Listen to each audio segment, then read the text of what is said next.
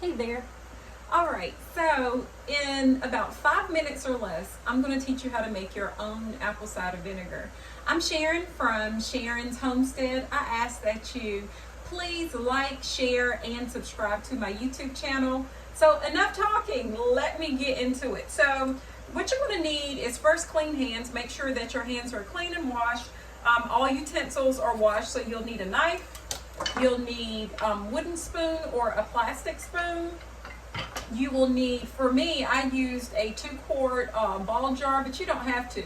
You can use any type of glass container. The bigger the container, the more apples you have, the more apple cider vinegar you'll be able to make. So any type of glass or plastic container will work. Sugar, make sure that you have sugar, as well as water. So my water is natural spring water, but you can use distilled water. You can use tap water and boil it. So whatever type of water you want to use is completely fine. Just make sure it's clean. And you're going to need a rubber band or some type of tie to cover your glass jar or whatever container you're using. I like to use old rubber band that come with the produce, and so I like to hang on to those, and I use those for mine as well. So let's get into it. I've already, in the interest of time, decided to go ahead and cut my apples up and put most of them in here, just so that you can just get right down to it, how to make your apple cider vinegar. And so just for illustration purposes, I'm going to go ahead and cut the apple.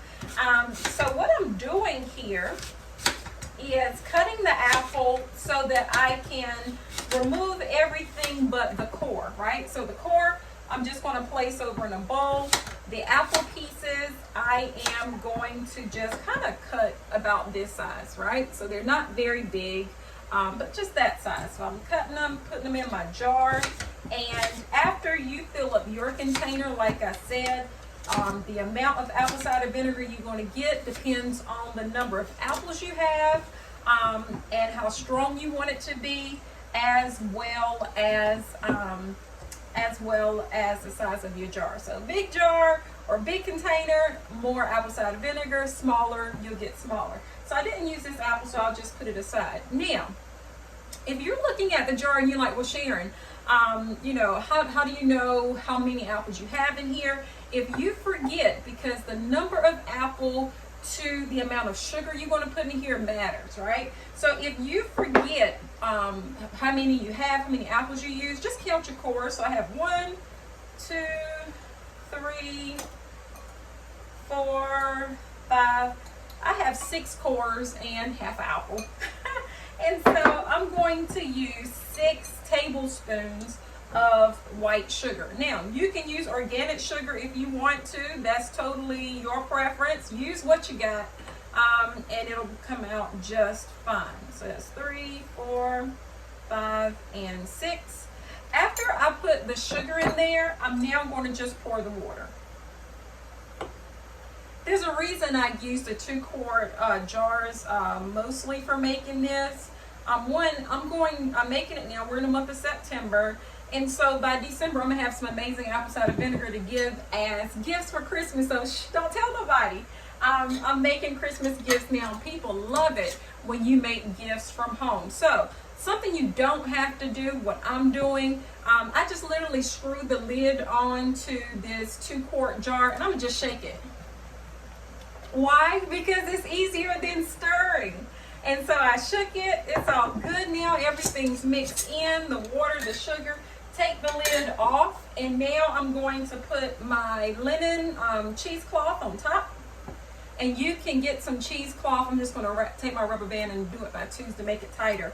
You can get your cheesecloth off of Amazon. You can get it from, if that would work. You can get it off of Amazon. You can get it off of really any place, craft store, any place like that. And let me tell you this, cheesecloth size matters. So if you get the little holes, then let me get a bigger piece. If you get the little holes, then that will be fine. But you don't want big holes, because you don't want it to be that, let's say, a gnat get in your house through your screen door or something like that, and get to your apple cider vinegar. Gnats love apple cider vinegar. They love vinegar, so you know that. And so I'm done here. I'm going to let this sit for about 21 days. If you can see in the camera, I have more. I have a big one that was done in my mom's punch bowl, and then 2 more that are sitting here that I am just going to let sit. So I'm going to have these sit for about 21 days, and then when I come back, it's good to go. I most likely will stir it every 3 days. If you miss a day stirring it, it's okay. But I'm going to stir every 3 days just so that all the apples are incorporated into that sugar water solution. What's going to happen is the sugar water going to stop being sugar water, and it's going to drain the nutrients and all the good stuff from the apples, and it's going to make you some vinegar. Now, I made this apple cider vinegar earlier this year. It's at the early start of summer.